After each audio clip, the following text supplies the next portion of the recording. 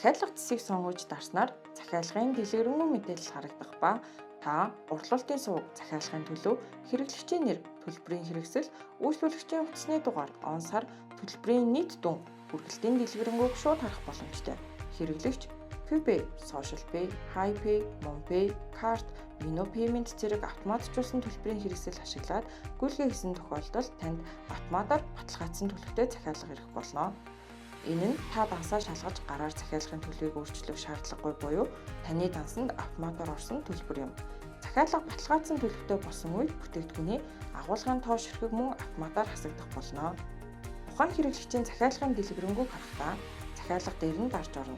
Захиалгын дэлгэрэнгүй хуудсанд захиалганд хамаарагдах бүтээгдэхүүн мөн захиалагчийн болон хүргэлтийн мэдээлэл харагдана.